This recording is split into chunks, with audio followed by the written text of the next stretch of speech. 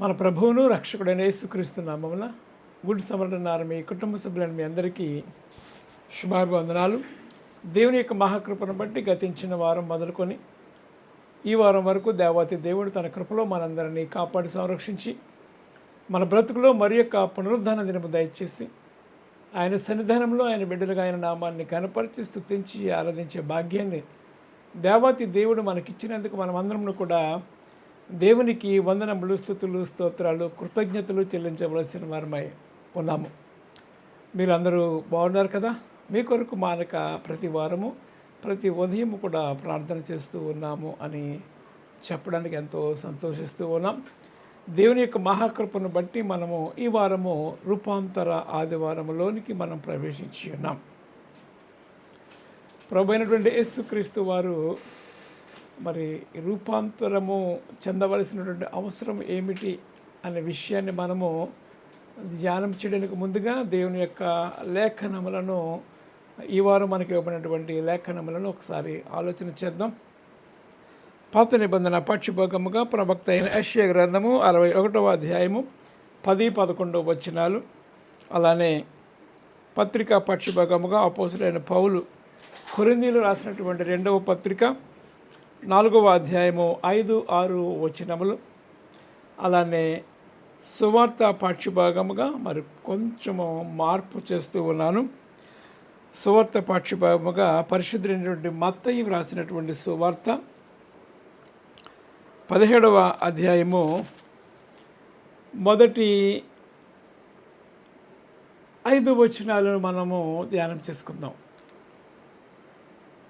సువార్త పాఠ్యభాగముగా పరిశుద్ధులైన మత్తయి రాసినటువంటి సువార్త 17వ అధ్యాయము మొదటి 5 వచనములను జ్ఞాపకం చేసుకుందాం, ధ్యానం చేద్దాం, తలలో ఉంచుదాం, ప్రార్థన చేద్దాం. కృపయు కనికరము గల ప్రియ పరమ తండ్రి, వందనములు, స్తుతులు, స్తోత్రాలు చెల్లిస్తూ ఉన్నాం. నీ కృపను బట్టి గతించిన వారం మొదలుకొని ఈ వారం వరకు నీ కృపలో మమ్మల్ని అందరినీ కాపాడిన దేవా నీకు వందనాలు చెల్లిస్తూ ఉన్నాం. కొద్ది నిమిషములు నీ వాక్యమును ధ్యానింపనైనట్టుగా నీ ఆత్మచేత నన్ను మమ్మల్ని నింపి నడిపించమని, నా నోటి మాటలు నా హృదయ ధ్యానము నీ దృష్టికి అంగీకారముగా చేయమని, మహిమ పొందుకోమని ప్రియ కుమారుడు రక్షకుడైన యేసుక్రీస్తు నామమున ప్రార్థించి వేడుకొనుచున్నాము తండ్రి, ఆమేన్.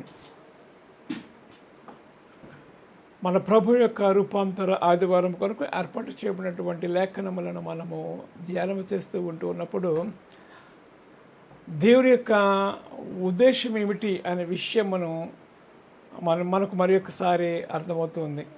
మన దేవాది దేవుని యొక్క ఉద్దేశము మానవులైనటువంటి మన ఎడల ఏమి ఉన్నది అని ఆలోచన చేస్తూ ఉన్నప్పుడు పాత నిబంధన పాఠ్యభాగము మనము ఆలోచన చేస్తూ ఉన్నప్పుడు ఆ అధ్యాయములో అంటూ ఉంటాడు, ఈరోజు మనకి ఇవ్వబడినటువంటి లేఖనములలో పెళ్లి కుమారుని రీతిగాను పెళ్లి కుమార్తె రీతిగాను ఆయన నన్ను అలంకరింపచేసి ఉన్నాడు అనేటువంటి విషయాన్ని ఇక్కడ తెలియచేస్తూ ఉన్నాడు.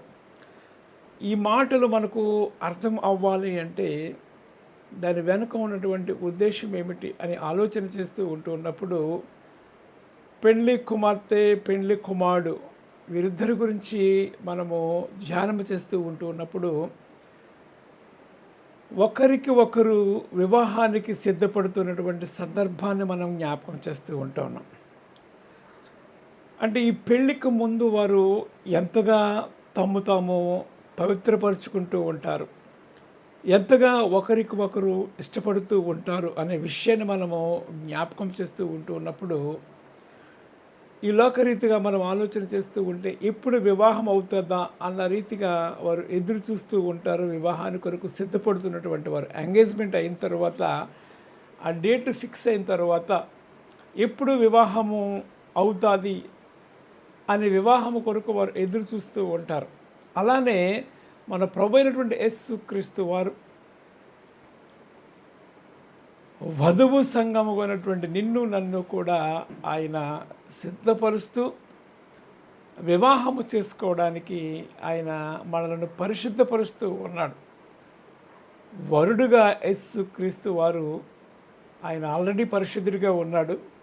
అయితే ఆయన వివాహము చేసుకోవడానికి మనము ఇంకనూ సరైనటువంటి ప్రిపరేషన్ పరిశుద్ధత లేదు అనే విషయాన్ని మనం జ్ఞాపకం చేస్తూ ఉంటున్నప్పుడు ఆయన మనల్ని ఇంకను సిద్ధపరుస్తూ ఉన్నాడు.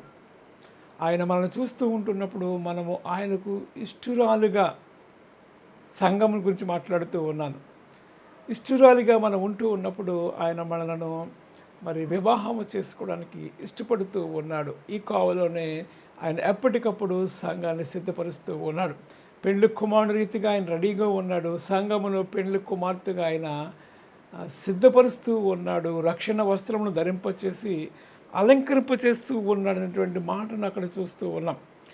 ఎవరు అంటే రక్షణ కలిగి ఉన్నటువంటి వ్యక్తుల కొరకు ఆయన ఎదురు చూస్తూ ఉన్నాడు అనే విషయాన్ని మనము జ్ఞాపకం చేసుకోవాలి. ఈ మాటలోనికి వెళ్ళడానికి ముందుగా మన ప్రభు యొక్క రూపాంతర ఆదివారము మరి టెక్స్ట్లో మరి మార్పు కొంత మనము చదువుకున్నాం. ఎందుకు ప్రభు అయినటువంటి యేసుక్రీస్తు రూపాంతరము చెందవలసినటువంటి అవసరం ఉన్నది అని మనము ఆలోచన చేసి అప్పుడు ఈ మిగిలిన టెక్స్ట్లోనికి మనం వెళదాం. ప్రభు అయినటువంటి యేసుక్రీస్తు వారు ఈ లోకములోనికి రక్షకుడిగా మానవ జాతిని ఉద్ధరించడానికి, మానవునికి దేవునికి ఉన్నటువంటి సహవాసం ఎప్పుడైతే తెగిపోయిందో ఆ రిలేషన్షిప్ని తిరిగి పునరుద్ధరింప చేయడానికి మానవునికి దేవునికి మధ్యవర్తిగా ఆయన మన మధ్యకు వచ్చాడనేటువంటి విషయాన్ని మనం జ్ఞాపకం చేసుకోవాలి. యేసుక్రీస్తు అను నరుడు ఆయన మానవునికి దేవునికి మధ్యవర్తిగా వచ్చాడనేటువంటి మాటను పౌలు భక్తుడు లేఖలో మాట్లాడుతూ ఉంటాడు, తిమోతికి రాస్తూ. అలానే మానవునికి దేవునికి తెగిపోయినటువంటి రిలేషన్ తిరిగి పునరుద్ధరింప చేయడానికి ఒక వారధి వలె ఆయన వచ్చాడనే విషయాన్ని మనందరికీ తెలుసు. ఆయన తన సువార్తను ప్రారంభించడానికి ముందుగా మరి 12 మంది శిష్యులను ఆయన ఏర్పాటు చేసుకోవడం, జాలరులను మరి తక్కువగా చదువుకున్నటువంటి వారిని ఆయన ఏర్పాటు చేసుకోవడం మనందరికీ తెలుసు. కొరింథీ పత్రికలో ఆయన ఈ లోకములో జ్ఞానులను సిగ్గుపరచడానికి, ఎన్నిక లేని వారిని గొప్ప జనాంగముగా చేసుకోవడానికి ఆయన ఏ రీతిగా చేసాడనేటువంటి మాటను అక్కడ పౌలు మాట్లాడుతూ ఉంటాడు. అయితే ఆయన ఏ రీతిగా సువార్త సేవ ప్రారంభించడం మనందరికీ తెలుసు. మనుషులను పట్టు జాలలుగా నేను మిమ్మల్ని చేస్తూ ఉన్నాను అని పేతురు, యోహాను, యాకోబులను అక్కడ ఉన్నటువంటి మిగిలిన శిష్యులందరినీ కూడా పిలవడం మనందరికీ తెలిసింది. అటు తర్వాత ఆయన సువార్త పరిచర్య ప్రారంభించడం, అనేక ఆశ్చర్య కార్యములు, అద్భుతములు చేయడం మనందరికీ తెలుసు. కొండ మీద ప్రసంగంలో గంభీరమైనటువంటి, మహోన్నతమైనటువంటి, అద్వితీయమైనటువంటి ప్రసంగం. ఆ ప్రసంగం ఒక్కటి మనం ఫాలో అయితే సరిపోతుంది అన్న రీతిగా గొప్పగా ప్రసంగాన్ని చేయడం మనం చూస్తూ ఉన్నాం. అటు తర్వాత అనేక అద్భుతములు, స్వస్థతలు, సూచక క్రియలు, సూచనలు అన్నీ చేశాడు.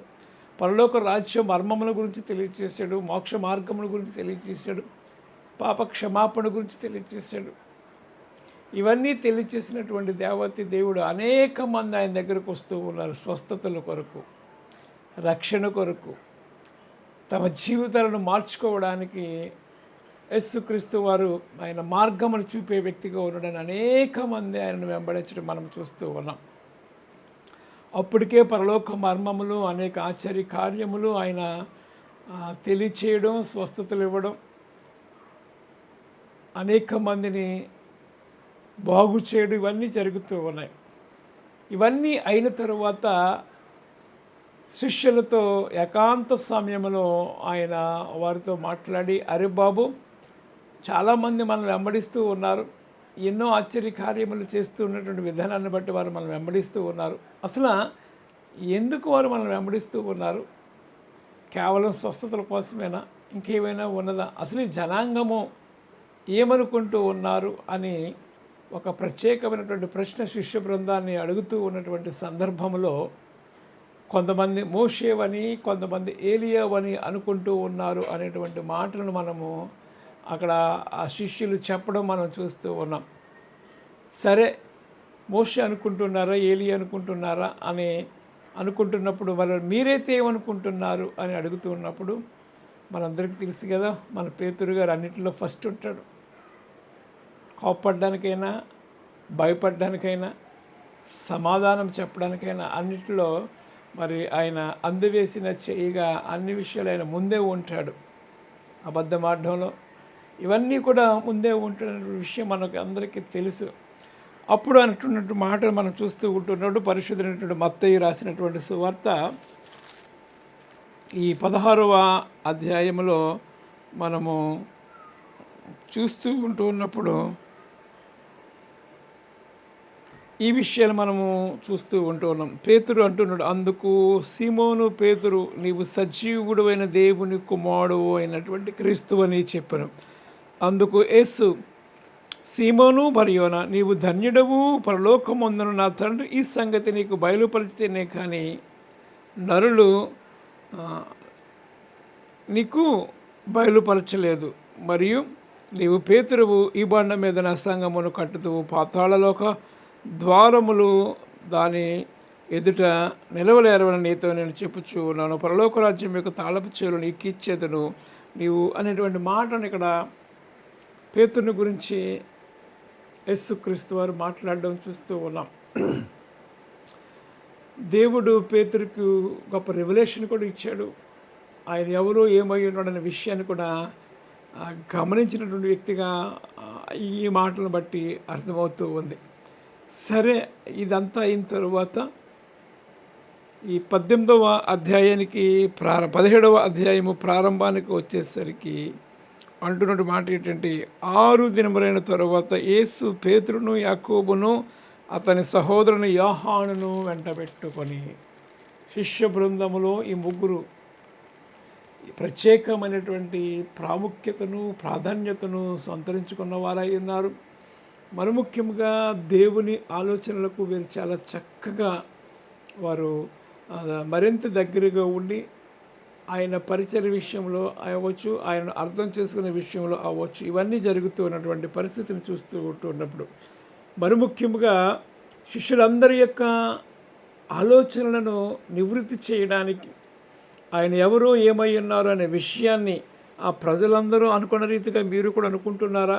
ఒక పేతురు మాత్రమే చెప్పుడు కానీ మిగిలినటువంటి వారందరికీ కూడా రెవల్యూషన్ ఇవ్వాలి, ప్రత్యక్షతను ఇవ్వాలి అనేటువంటి ఆలోచన కలిగిన వాడు. ఎందుకని అంటే క్రీస్తు తరువాత ఆయన మరణ పునరుద్ధానం అయిన తరువాత, పరలోకములకు వెళ్ళిన తరువాత ఈ రాజ్యభారము, సువార్త భారము ఎవరికి అప్పగించాలి?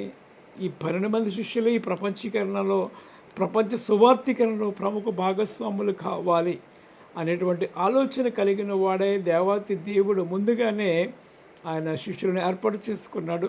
మరి ముఖ్యంగా వారిని బలపరచడానికి ఆయన ఏకాంతముగా ఆ కొండ మీదకి, రూపాంతర కొండ మీదకి వాళ్ళని తీసుకుని వెళ్ళి, ప్రజలు ఏమనుకుంటున్నారు? మోషే అని, ఏలియా అని అనుకుంటున్నారు కదా. అరే బాబు, నేను మోషేను కాదు, ఏలియాను కాదు, ఇగో వీరిద్దరు ఎక్కడున్నారు? పరలోకములో ఉన్నారు కాబట్టి వారిని తీసుకుని వస్తానన్నట్టుగా ఆయన వారితో మాట్లాడడం ప్రారంభించాడు. ఎంత గొప్ప ధన్యత, ఎంత గొప్ప రెవల్యూషన్ ఈ ముగ్గురికి దేవాతి దేవుడు చూపించాడు. మనం ఆలోచన చేస్తూ ఉంటున్నాడు, వాళ్ళని బలపరిచినట్లుగా ఉంది. రెండవదిగా ఆయన ఎవరో ఏమై ఉన్నాడో, ఎక్కడి నుంచి వచ్చాడు అనే విషయాన్ని కూడా అప్పుడే వారికి అర్థమైపోయింది. వారిద్దరితో మాట్లాడిన తరువాత వెంటనే మరలా అప్పుడు కూడా మన హీరో పేతురు గారే, ప్రభువా మనం ఇక్కడే ఉండిపోదాం, నీకోటి, మోషే కోటి, ఏలియా కోటి పర్ణశాలను కట్టేద్దాం, ఇంకెక్కడే ఉందాం అనేటువంటి ఆలోచనకు వచ్చేసాడు. దాని అర్థం ఏమిటి అంటే, ఇంక చాలు, ఎవరో నువ్వేమో అర్థమైపోయింది, ఇక్కడే ఉండిపోదాం, ఈ మనోహరమైనటువంటి ప్రాంతంలో ఇక్కడే మనం ఉండిపోదాం, ఇక్కడే ఈ పర్ణశాలలు వేసుకొని మనం ఇక్కడే జీవితాలను సాధించేద్దాం అనేటువంటి ఆలోచనలో ఉన్నాం. కానీ జరగబోతున్నటువంటి నిర్గమము ఎన్ని ఉన్నాయో, ఎన్నో కార్యక్రమాలు ఇంకా శిష్యులు చేయాలి, వారు హతసాక్షులుగా మారాలి, క్రీస్తును ప్రకటించాలి, ఇవన్నీ ఉన్నాయి. కాబట్టి వెంటనే పరిశుద్ధాత్మ దేవాతి దేవుడు, తండ్రి దేవాతి దేవుడు ఇప్పుడే వారితో మాట్లాడి, ఈయన నా ప్రియ కుమారుడు, ఆయన చెప్పినట్టు మీరు చేయండి అనేటువంటి మాటను జ్ఞాపకం చేస్తూ ఉన్నాడు. చూడండి, ఏకాంతముగా పోయి వారిని వెంట పెట్టుకుని రూపాంతరము పొందాడు. యేసుక్రీస్తు వారు రూపాంతరము పొందాడు.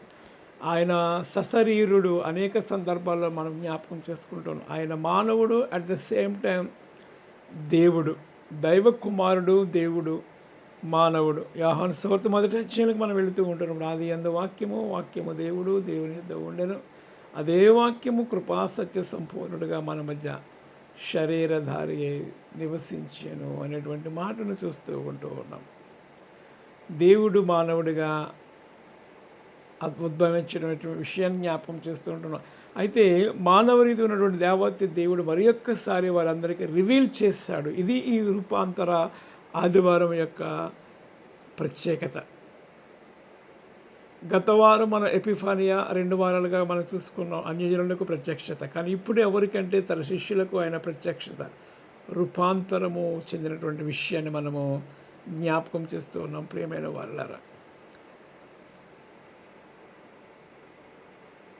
ఇదిగో మోషేయు ఏలియాయు వారికి కనబడి ఆయనతో మాట్లాడుచూ ఉండెను. దానికి ముందు మనం చూస్తూ ఆయన ముఖము సూర్యుని వలె ప్రకాశించును, ఆయన వస్త్రములు వెలుగు వలె తెల్లని వగును. ఇదిగో మోషేయు ఏలియాయు వారికి కనబడి ఆయనతో మాట్లాడుచూ ఉండెను. శిష్యుల యొక్క ఆలోచనలన్నీ కూడా నివృత్తి చేసి, నేను మోషేను కాదు, ఏలియాను కాదు, ఇదిగో మోషే మీరు అనుకున్నట్టు ఇక్కడ ఉన్నాడు, ఏలియా ఇదిగో ఇక్కడ ఉన్నారు అని మాట్లాడుతూ వారు యేసుక్రీస్తు మాట్లాడడం చూస్తున్నటువంటి పరిస్థితిని చూసారా. ఇప్పుడు క్రీస్తు పూర్వము ఉన్నటువంటి ఆ భక్తులను యేసుక్రీస్తు వారు పిలిచి అక్కడ వారితో మాట్లాడడం, నేను మోషేను కాదు, నేను ఏలియాను కాదు అని ఆయన వారికి ప్రత్యక్షపరచుకున్నటువంటి విషయం. ఇదిగో వారిద్దరు ఇక్కడే ఉన్నారని చెప్పి వారి ఆలోచనలన్నీ కూడా నివృత్తి చేసి, ఆయన ఎవరో ఏమై ఉన్నారో, వస్త్రములు తెల్లని వారే దగదగలాడిపోయే సూర్యకాంత తేజములు, తేజోమయుడిగా యేసుక్రీస్తు వారు వెలుగొందారు. అక్కడ ఉన్నటువంటి మాట పేతురు అంటున్నారు. అప్పుడు పేతురు, ప్రభువా మనం ఇక్కడ ఉండటం మంచిది, నీకు ఇష్టమైతే ఇక్కడ నీకు ఒకటియో, మోషేకు ఒకటి, ఏలియాకు ఒకటి, నువ్వు 3 పర్ణశాలలు, నీ పాదల దగ్గర మేము ఉంటాం కాబట్టి మాకు పర్ణశాల అక్కడ నువ్వు ఉంటే మాకు నీతోనే మేము ఉంటాం కాబట్టి అక్కడే గడిపేద్దాం అనేటువంటి ఆలోచన. ఒక రకంగా ఎవరైనా అదే కోరుకుంటూ ఉంటారు. కానీ దేవుడి యొక్క ఉద్దేశ్యము ఆయన శిష్యుల పట్ల వేరొకటిగా ఉన్నది. అదే పౌలు ఈ కొరింథీ సంఘానికి లేఖ రాస్తూ మాట్లాడుతూ ఉన్నటువంటి విషయాన్ని జ్ఞాపకం చేసుకుంటూ ఉన్నాం. ఇంకా మాట్లాడుచూ ఉండగా, ఇదిగో ప్రకాశమానమైనటువంటి మేఘము వారిని కమ్ముకును, ఇదిగో ఈయన నా ప్రియకుమారుడు, ఈయన యందు నేను ఆనందించు ఉన్నాను, ఈయన మాట విని నేను ఒక శబ్దము మేఘముల నుండి పుట్టాను. శిష్యులు ఈ మాట విని బోర్లపడి మిక్కిలి భయపడగా యేసు వారి యొద్దకు వచ్చి వారిని ముట్టి, లెండి భయపడకుముడి అని చెప్పాను. వారు కన్నులెత్తి చూడగా మోషే తప్ప మరి ఎవరును వారికి కనబడలేదు. This is the revolution of God. దేవుని యొక్క ప్రత్యక్షతను వారు చూశారు. తిరిగి వారు దేవుడు వారితో మాట్లాడుతూ ఉన్నప్పుడు యేసుక్రీస్తు తప్ప ఇంకెవరూ కనిపించలేదు. గొప్ప అనుభవాన్ని, గొప్ప దృశ్యాన్ని వారు చూస్తారు. ఎలాంటి ప్రత్యక్షత వారు చూస్తారు. కాబట్టి ఇంకా రెండవదిగా ఆలోచన చేస్తూ ఉంటున్నప్పుడు ఆయన పునరుద్ధరణ తిరిగి లేచిన తరువాత ఆ మేడగదిలోను మరి అనేక సందర్భాల్లో 40 దినాలు కూడా వారందరితో మాట్లాడిన విషయాన్ని కూడా మనము ఆలోచన ఈ 2 దృశ్యాలు చూసిన తర్వాత వారు దేవుని కొరకు ప్రత్యేకమైనటువంటి వ్యక్తులుగా మారిపోయారు. క్రీస్తును ప్రకటించేవారుగా మారిపోయారు. భూమిని తలక్రిందులుగా చేసి మారిపోయి ఆయన కొరకు శ్రమలు అనుభవించడానికి, కొరడా దెబ్బలు తినడానికి, మరి ఏమైనా సరే అనుభవించడానికి వారు సిద్ధపడిపోయారు. తెగింపు వచ్చేసింది. ఎలా అంటే ఈ రూపాంతర ఆదివారంలో ఆయన ఎవరో ఏమై ఉన్నాడో గుర్తిరిగారు. పునరుద్ధరణ తిరిగి లేచిన తర్వాత, గాయాలు చూపించిన తర్వాత వారు మరింతగా వారు బలపడిపోయారు. పరిశుద్ధాత్మను పొందుకుంటారని చెప్పిన తర్వాత, ఆ రీతిగా జరిగిన తర్వాత వారు ఆత్మాభిషేకం పొందుకున్న వారే క్రీస్తును ప్రకటించడం మొదలుపెట్టారు. భూమిని తలక్రిందులు చేయవారు ఇక్కడ కూడా ఉన్నారు అనే రీతిగా వారు ఆశ్చర్య కార్యములు వారు జరిగించారు. ఆ కోవలో భాగంగానే పేతురు గారు అవ్వచ్చు, పౌలు గారు అవ్వచ్చు, మరి ఏ శిష్యుడైనా అవ్వచ్చు, కానీ వారు మాట్లాడుతున్నటువంటి మాటను మనం జ్ఞాపకం చేస్తూ ఉన్నప్పుడు ఈరోజు మనం చదువుకున్నటువంటి ఈ పత్రికా పాఠ్యభాగం ఏదైతే ఉన్నదో, పత్రికా పాఠ్యభాగము కొరింథీయులకు రాసినటువంటి 2వ పత్రిక 4వ అధ్యాయం, అపోస్తలుడైన పౌలు కొరింథీ సంఘానికి రాసినటువంటి 2వ పత్రిక 4వ అధ్యాయంలో యేసు మమ్మల్ని ఎందుకు దర్శించాడు, దేని కొరకు మేము పట్టబడి ఉన్నాము అనే విషయాన్ని ఇక్కడ మరి ముఖ్యముగా పౌలు భక్తుడు మాట్లాడుచూ ఉన్నాడు. 4వ అధ్యాయములో,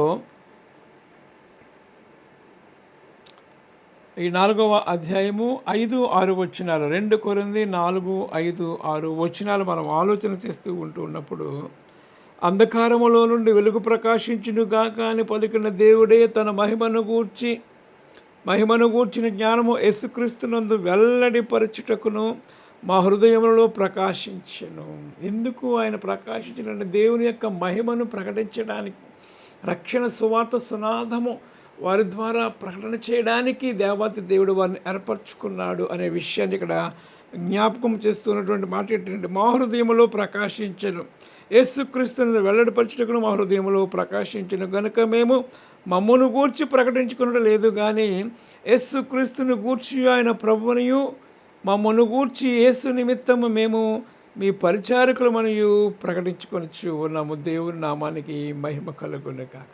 దేవుని కొరకు మేము జీవిస్తూ ఉన్నాం, దేవుని బిడ్డలుగా ఉంటూ ఉన్నాము అనే విషయాన్ని జ్ఞాపకం చేస్తూ, ఇప్పుడు మనం పాత నిబంధన పాఠంలోకి వస్తూ ఉంటున్నప్పుడు వారు చేస్తున్నటువంటి పని సంఘమును వారు ప్రిపేర్ చేస్తూ ఉన్నారు. ఆల్రెడీ వరుడు ఎప్పుడూ కూడా పరిశుద్ధుడిగానే ఉన్నాడు. వధువు సంఘముగా మనము ఉండాలి, పరిశుద్ధపరచబడాలి, సిద్ధపరచబడాలి అనేటువంటి ఉద్దేశాన్ని కలిగింది వారు మనలను వెలిగించే కార్యక్రమాన్ని చేస్తూ ఉన్నారు. క్రీస్తు రక్తంలో కడిగి పరిశుద్ధపరచబడాలి అనేటువంటి మాటను జ్ఞాపకం చేస్తూ ఉన్నాడు పౌలు. అంటూ ఉన్నటువంటి మాటను మనం చూస్తూ ఉన్నాం. సంఘములో మచ్చైనను మడతైనను అంటే మరి ఏదీ లేకుండా క్రీస్తు రక్తంలో ఉదక స్నానము చేత సంఘమును సిద్ధపరుస్తూ ఉన్నాడు అనేటువంటి మాటను చూస్తూ ఉన్నాం. అంటే ఈ రక్తములో కడిగి ఉదక స్నానము చేయబడిన తరువాత పెండ్లి కుమార్తె రీతిగా నీవు నేను కూడా అలంకరించబడుతూ ఉన్నాము. దాని నిమిత్తమే శిష్యులను సిద్ధపరిచాడు. సంఘమును ప్రిపేర్ చేసే కార్యక్రమంలో వారు ఎన్నో శ్రమలు అనుభవించారు. ఈ రక్షణ వస్త్రం ఎవరైతే కలిగి ఉన్నారో వారితోనే దేవాతి దేవుడు యుగయుగములు జీవించే అవకాశం ఉన్నది.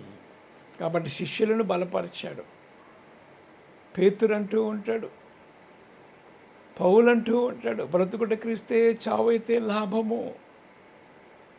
పేతురు అంటూ ఉంటాడు, క్రీస్తు యొక్క గుణగణములను ప్రచురం చేయము నిమిత్తము మనం ఎవరమై ఉన్నామో రాజులను యాజక సమూహమై ఉన్నాము అనేటువంటి మాటను జ్ఞాపకం చేస్తూ ఉంటున్నాడు ప్రియమైన వారులారా.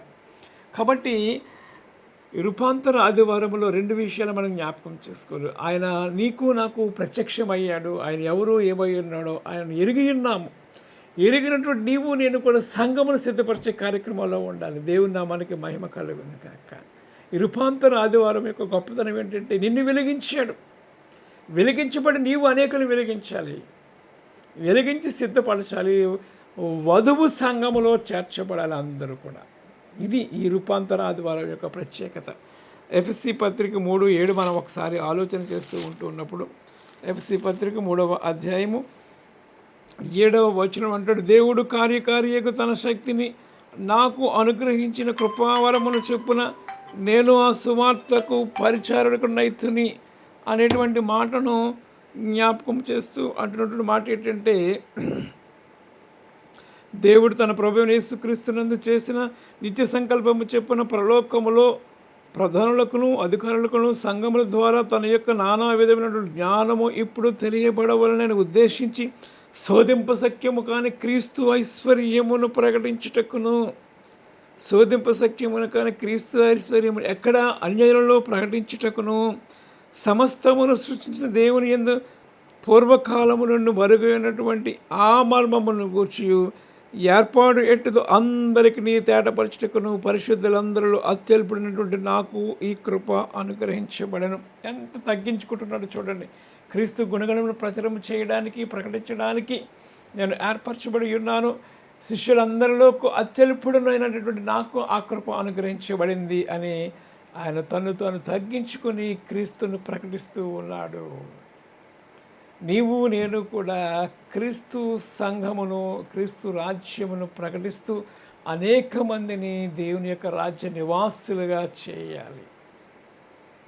అప్పుడు అంటున్నటువంటి మాట ఈ 20 యెషయా గ్రంథం 61వ అధ్యాయం, పెండ్లి కుమార్తె రీతిగా ఆయన నన్ను అలంకరింపచేసి ఉన్నాడు. సంఘమును నీవు నేను కూడా ఆ రీతిగా సిద్ధపరచాలి. నీవు కార్యం చేయాలి. నీవు నిలబడితే దేవుడు నిన్ను వాడుకుంటూ ఉంటాడు.